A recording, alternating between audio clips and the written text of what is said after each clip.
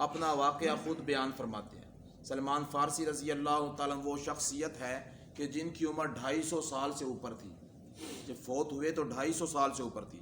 اپنے حالات واقعات خود بتاتے ہیں کہ میں بالکل نوجوان لڑکا سا تھا، بالکل اپنے گھر میں اپنے والد کے ساتھ مکان کا کام کروا رہا تھا اپنے، اور فرمایا کہ ہم کوئی اتنے غریب نہیں تھے، ہم کھاتے پیتے اچھے خاصے انسان تھے ہم۔ تو میرے باپ نے کوئی چیز لینے کے لیے مجھے بھیجا، میں گیا وہاں پر، جب واپس آیا تو راستے میں دیکھا کہ لوگ ایک عبادت گاہ کی طرف جا رہے ہیں۔ میں نے پوچھا یہ کیا ہے؟ تو میں کہ یہ نصارہ کی عبادت گاہ ہے، گرجا ہے، یہاں لوگ اللہ کی عبادت کرتے ہیں، اور اس وقت وہی دین حق تھا، دین حق وہی تھا۔ کہتے ہیں میں اندر گیا، مجھے میرے دل کو بڑا اطمینان ملا وہاں جا کر، اور میں نے وہاں جا کے دیکھا اور ان کے پادری کی بات سنی تو میرے دل کو بڑی بات لگی کہ ہم تو آگ کی پوجا کرنے والے ہیں، آتش پرست ہیں، اور یہ ایک سماوی دین ہے، اللہ کا نازل کیا ہوا ہے۔ کہتے تھوڑی دیر لگ گئی وہاں پر بیٹھے، اس کی باتیں سنتے، واپس چلا گیا میں۔ جب واپس اپنے باپ کے پاس گیا تو میرے باپ نے کہا اتنی دیر کیسے لگ گئی؟ تو سلمان فارسی رضی اللہ تعالیٰ عنہ کہتے ہیں کہ میں نے کہا کہ اس طرح سارا واقعہ ہوا تو اس نے مجھے بہت سخت ڈانٹا مجھے۔ اس نے کہا اپنے مذہب کے علاوہ کسی اور مذہب کی طرف دیکھنا بھی نہیں ہے، آنکھ بھی نہیں اٹھانی، جو ہم آگ کی پوجا کر رہے ہیں یہی حق ہے، یہی سچ ہے، اس لیے کہ آگ کو ہم نے خدا مانا ہے۔ آگ میں ہاتھ لگاؤ، آگ جلاتی ہے، مار دیتی ہے، تو مطلب یہ ہے کہ آگ کو ہاتھ نہ لگانا، آگ میں نہ جانا زندگی ہے، آگ میں چلے جانا موت ہے، زندگی اور موت تو آگ سے مل رہی ہے، تو ہم اس آگ کو کیوں چھوڑیں ہم؟ تو بہرحال اس نے کہا کہ اس نے مجھے روکا، لیکن جب اس نے دیکھا کہ میں بار بار جاتا ہوں تو اس نے مجھے ایک کمرے کے اندر بند کر لیا، اور میں نے خفیہ انداز سے اس کمرے کی کھڑکی سے، سلمان فارسی کہتے ہیں کہ ایک عیسائی کو میں نے کہا کہ تم جون سا ہے، جس وقت تمہارے اس مذہب کے جو بڑے پیروکار ہیں جہاں پر رہتے ہیں، اپنے پادری سے مجھے اس کا پتہ کر کے بتلاؤ۔ تو انہوں نے بتایا کہ وہ تو شام کے اندر رہتے ہیں، جو بڑے ہمارے مذہب کے ہیں اور سب سے بڑے اس وقت کے پادری ہیں، سب سے بڑے راہب ہیں۔ تو اس وقت اس نے کہا جس وقت بھی کوئی قافلہ یہاں پر آئے شام کا، جب وہ آئے تو مجھے تم نے اطلاع دے دینی ہے۔ تو کہتے ہیں چند دنوں کے بعد قافلہ آیا شام سے، تو سلمان فارسی کو انہوں نے عیسائیوں نے اطلاع دے دی، وہ اپنے گھر کی کھڑکی توڑ کے اپنی بیڑیاں کاٹ کے چپکے سے اس قافلے کے اندر مل گئے، اور قافلے کے اندر ملنے کے بعد اس ملک شام میں پہنچ گئے۔ جب شام میں پہنچے لوگوں کو بتایا اس طرح، تو انہوں نے کہا فلاں فلاں گرجا گھر ہے جو اس وقت سب سے بڑا دنیا کا گرجا گھر ہے، وہاں لوگ عبادت کرتے ہیں۔ کہتے میں وہاں گیا، وہاں کے سب سے بڑے پادری سے ملا، اپنا حال بیان کیا، اپنے واقعات بیان کیا اپنا، تو اس نے مجھے اپنے پاس رکھنے کے لیے تیار ہو گیا۔ میں اس کے پاس رہا، صبح شام اس کی خدمت کی، اس سے دین کا علم حاصل کیا، لیکن اس نے کہا کہ وہ جو شام کا سب سے بڑا پادری تھا وہ کوئی دیندار نہیں تھا، وہ دنیا دار تھا اندر سے، لوگوں کو صدقوں کی تعلیم دیتا، لوگ صدقے دیتے، لوگ خیراتیں دیتے، وہ سب کچھ اکٹھی کر کے اپنا بینک بیلنس، اپنا مال بھرتا رہتا، حتیٰ کہ جس وقت اس کا انتقال ہو گیا میرے ہوتے ہوئے ہی، تو لوگوں نے اس کی بڑی تعظیم کی، ہمارا بہت بڑا یہ امام تھا، فلاں تھا۔ تو میں نے لوگوں کو بتایا میں تو اس کا شاگرد خاص رہ چکا ہوں، اس کے تو کام یہ تھے۔ اس نے کہا کہ مگر تمہیں اس پہ یقین نہیں آتا تو حجرے کے پیچھے جا کے فلاں جگہ پہ دیکھو، اس کے مال جمع ہوا ہے۔ جب وہاں دیکھے تو وہاں تو 100-300 مٹکے تھے جو سونے ہیرے جواہرات سے بھرے پڑے تھے۔ تو انہوں نے جب اس کو دیکھا تو اس کو دیکھ کے کہا یہ تو سارا ہمارا ہی مال ہے، اس نے کب غریبوں کو خرچ کیا؟ تو حتیٰ کہ انہوں نے اس کو سولی پہ لٹکا دیا اور اس کو پتھر مار کر اس کے جسم کو ٹکڑے کر دیے اس کے، اور پھر وہاں پر جو ان سے ایک نیا راہب لے کر آئے جو بڑا دیندار تھا، کہتے ہیں امام سلمان فارسی کہتے ہیں بڑا نیک انسان تھا۔ اس کے پاس میں رہا، کچھ دن اس کے پاس رہا، لیکن اس کو بھی موت آنے لگی۔ تو میں نے پوچھا کہ حضرت آپ مجھے بتائیے، میں تو حق کی تلاش میں یہاں تک پہنچا ہوں، اپنا گھر بار، اپنے بہن بھائی، اپنا خاندان سب کچھ چھوڑ چکا ہوں میں۔ سلمان فارسی کہتے ہیں آپ مجھے بتائیے میں کہاں جاؤں؟ انہوں نے کہا تم ایسا کرو، تم عراق میں چلے جاؤ، عراق کے شہر موصل ہے، اس موصل شہر کے اندر جو پادری ہے اس وقت وہ سب سے بڑا ہمارا عالم ہے، دیندار ہے، اس کے پاس جا کے تم سکونت اختیار کرو۔ کہتے ہیں وہ بندہ فوت ہو گیا، میں وہاں سے ہجرت کر کے ملک شام سے عراق پہنچا، موصل کے اندر پتہ کیا، فلاں بندہ مل گیا، میں نے سارا واقعہ بتایا اپنا، اس کے پاس رہنے لگا۔ چند سال 2 سال رہا تھا وہاں پر، حتیٰ کہ اس کو بھی موت کا وقت قریب آ گیا۔ میں نے کہا آپ کی حالت بہت خراب ہے، اگر آپ کو اللہ تبارک و تعالیٰ کی طرف سے موت آ جائے میں کہاں جاؤں؟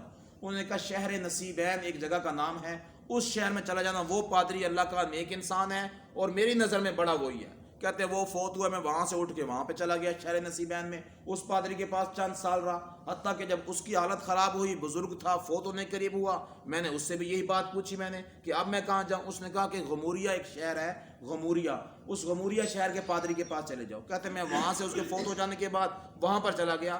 حضرت سلمان فارسی کو دیکھیے کہ حق کی تلاش میں کہاں کہاں ٹھوکریں کھا رہے ہیں، کہاں کہاں ٹھوکریں کھا رہے ہیں. اور فرمایا کہ وہاں سے ہو کر غموریہ شہر چلا گیا، وہاں کے پادری سے ملا، سارا واقعہ بیان کیا. اس کے پاس میں چند سال رہا، 10-15 سال اس کے پاس رہا، اس کی خدمت کرتا رہا اس کی. اور اس غموریہ راہب کے پاس رہتے ہوئے میں نے کچھ دنیا داری کا دھندا بھی شروع کر لیا، کچھ بکریاں چکریاں میری بن گئی، کوئی گائے بھینس میری بن گئی. تو جب غموریہ جو سا کا جو بڑا پادری تھا، جب وہ فوت ہونے کے قریب ہوا، اس کی حالت خراب ہوئی، بزرگیت اس کے اوپر بہت زیادہ طاری ہو گئی، نقاہت آ گئی، کمزوری آ گئی. میں نے کہا حضرت اب میں کیا کروں، میں تو فلاں فلاں کی طرف سے آیا ہوں اور اب میں کہاں جاؤں. انہوں نے کہا بھائی اب میری نظر میں دنیا کے اندر کوئی بھی راہب نہیں ہے، کوئی بھی مذہب سید کا بڑا عالم نہیں ہے. اب اگر ہے تو تم یثرب کی وادی میں چلے جاؤ اور وہاں جا کے انتظار کرو نبی آخر الزمان کے آنے کا، محمد رسول اللہ صلی اللہ علیہ وسلم کے آنے کا انتظار کرو. اگر تمہاری زندگی میں آ جائے ان کے اوپر ایمان لے آنا، اگر نہ آئے تو ایسے ہی فوت ہو گئے تو تم دینی عیسوی کے اوپر فوت ہو جاؤ گے. اب مجھے دنیا کے اندر کوئی نظر نہیں آتا. لیکن اس غموریہ کے بستی کے بڑے اس راہب نے کہا کہ میری ایک بات سن لو، اگر تم کسی کو نبی تسلیم کرو وہاں پر تو 3 باتیں دیکھنا. وہ صدقے کا مال کبھی نہیں کھائے گے، نمبر 2 ہدیہ کا مال کھا لیں گے، نمبر 3 ان کے دونوں کندھوں کے درمیان مہر نبوت ہوگی. 3 نشانیاں میں تمہیں بتا رہا ہوں میں ان کی، اگر تمہاری زندگی میں آ جائے تو تم یہ نشانیاں دیکھ لینا. کہتے ہیں کہ میں وہاں پہ رہا، لیکن وہ غموریہ کا جو سا راہب تھا فوت ہو گیا، لیکن میرے لیے کوئی سبب نہ بن سکا وہاں جانے کا. چند دنوں کے بعد جو ان سے یثرب سے عرب کا ایک بہت بڑا قافلہ آیا. تو جب میں نے دیکھا کہ یہ قافلہ بڑے دور دراز سفر کر کے آیا، میں نے کہا کہاں جانا ہے؟ انہوں نے کہا ہم نے عرب کی طرف جانا ہے ہم نے. تو انہوں نے کہا کہ بھئی بات یہ ہے کہ مجھے بھی اپنے ساتھ لے لو، یہ چند بکریاں چند گائے یہ میں تمہیں دیتا ہوں عوض کے طور پہ، مزدوری کے طور پہ، یہ لے لو اور مجھے وہاں تک پہنچا دو یثرب تک، کیونکہ مدینہ کا پرانا نام یثرب ہے، پتھریلی زمین کہتے ہیں یثرب کو.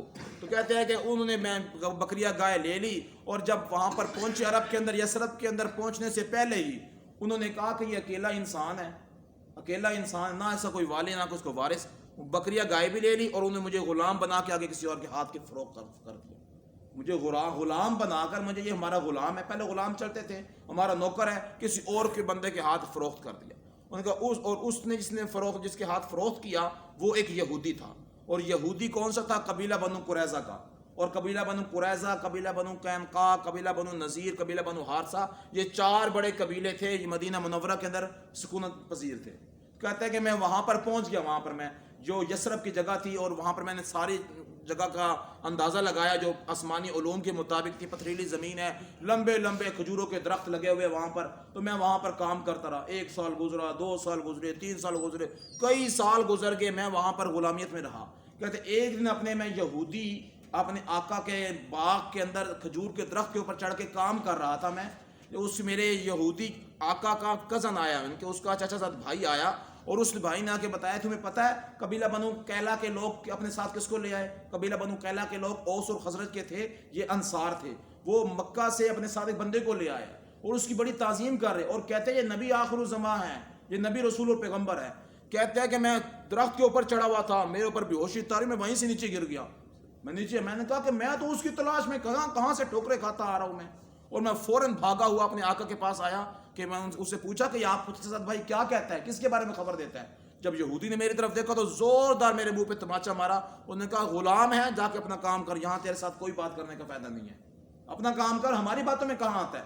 کہتا ہے کہ تھپڑ تو کھا لیا لیکن دل نے تصدیق کر دی کہ وہ نبی آخر الزمان ہیں. کہتے جب شام ہوئی تو میں کچھ کھجوریں لی میں نے اور لے کے پہنچ گیا وہاں پر. دیکھا کہ لوگ ان کی بڑی تعظیم کر رہے تھے، آپ صلی اللہ علیہ وسلم کے اوپر سایہ کیے کر رہے تھے، کوئی کام کر رہا ہے، کوئی کام کر رہا ہے، آپ صلی اللہ علیہ وسلم کی خدمت کر رہے تھے. میں ان کے سامنے پیش ہوا، ان کے سامنے صدقے کہ میں کہ یہ صدقے کی کھجوریں ہیں، یہ آپ کے لیے ہے.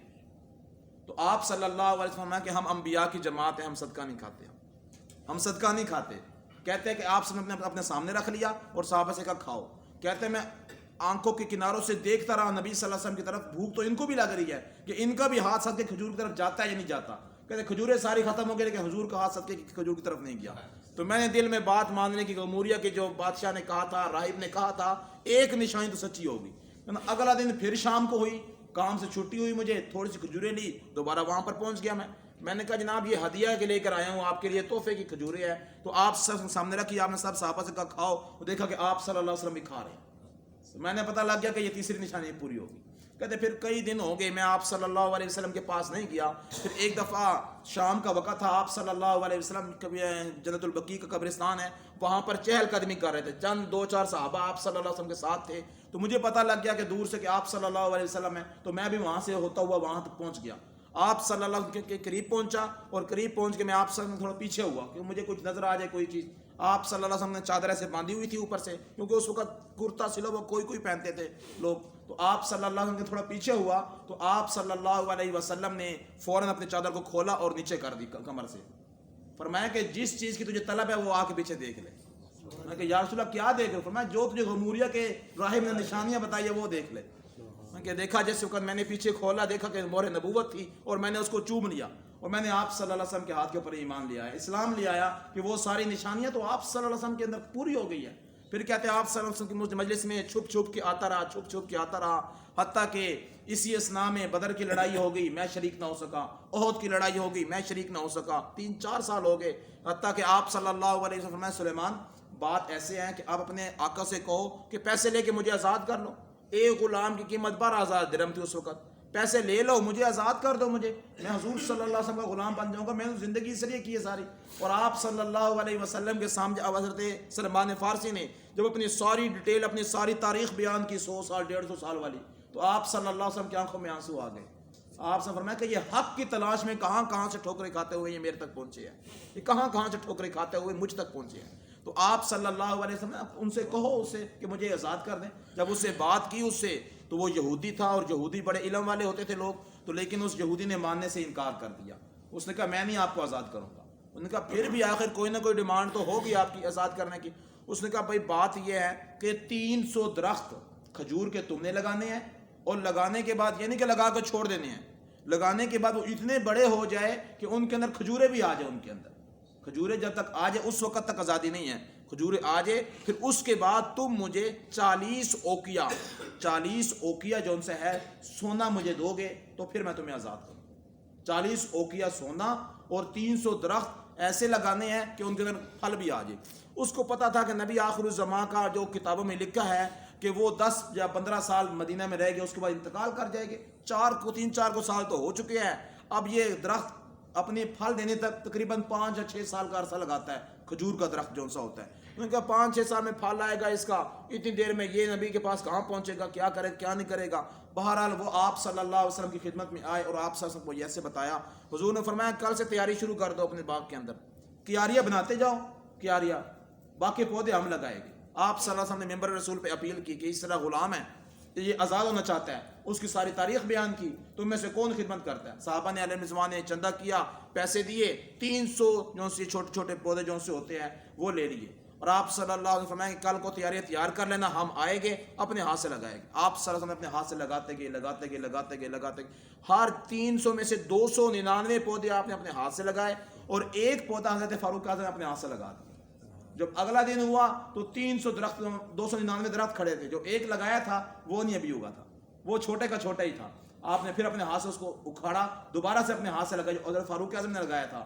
پھر دیکھا کہ اگلے دن وہ بھی اوپر بڑھ گیا, اور دوسرے تیسرے دن ہی اس نے پھل دے دیا, اور پھل بھی پک گیا اور کھانے کے قابل ہو گیا. اور آپ صلی اللہ علیہ وسلم اپنے ممبر پہ بیٹھے ہوئے تھے کہ آپ صلی اللہ علیہ وسلم کے لیے ہدیہ آیا یمن کی طرف سے. ایک بندہ سونا لے کر آیا انڈے کی شکل میں, اور آپ صلی اللہ علیہ وسلم نے پیش کیا, یہ آپ کے لیے ہدیہ ہے. آپ نے فرمایا ابو سلمان فارسی اس کا وزن کرواؤ. جب اس کا وزن کروایا تو پورا 40 اوقیہ تھا, پورا 40 اوقیہ. وہ 40 اوقیہ اور وہ درخت جو کھجور کے کھانے کے قابل تھے, جب اس کے سامنے پیش کیے تو اس کے سامنے کوئی مجاز نہ رہا کہ ان کو نہ آزاد کرتا سلمان فارسی کو, ان کو آزاد کر دیا. اور سلمان فارسی نے سب سے پہلی جنگ جو سی لڑی ہے, غزوہ جس میں شریک ہوئے, وہ غزوہ خندق ہے. اور اس میں انہوں نے مشورہ دیا تھا خندق کھودنے کا, اور اللہ تبارک و تعالی نے اسی مشورے کی بدولت اہل ایمان کو جو سے ہے فتح نصیب فرمائی تھی. تو حضرت سلمان فارسی رضی اللہ تعالیٰ جب آپ صلی اللہ علیہ وسلم اپنے بھائی چارے کو قائم کر رہے تھے, تو فرمایا کہ یہ فلاں کا بھائی فلاں کا بھائی ہے. فرمایا آپ صلی اللہ علیہ وسلم نے سلیمان اکیلے بچ گئے, سلیمان منا اہل البیت, یہ ہمارے اہل بیت میں سے. سلمان فارسی فارس کے, نہ ان کا نسب ہے, نہ ان کی نسل ہے, نہ ان کی زبان ملتی ہے حضور کے ساتھ, کوئی چیز نہیں ہے. فرمایا یہ میرے اہل بیت میں سے ہے. آپ صلی اللہ اپنے اہل بیت میں سے ان کو قرار دے دیا. اور سلمان فارسی رضی اللہ تعالیٰ عنہ کہتے ہیں کہ یہ وہ انسان ہے جنہوں نے دونوں زمانے پائے، کفر کا زمانہ بھی، اسلام کا زمانہ بھی، آدھے سال 150 سال وہاں زندہ رہے، 150 سال اس میں زندہ رہے، تو اتنی لمبی اللہ نے ان کو زندگی عطا فرمائی۔ تو اللہ فرما رہے ہیں کہ بہت سے لوگ ایسے ہیں قوم بنی اسرائیل میں سے، عیسائیت اور یہودیت میں سے، کہ جو حق بات کی تلاش کرتے ہیں اور تلاش کر کے حق بات تک پہنچتے ہیں۔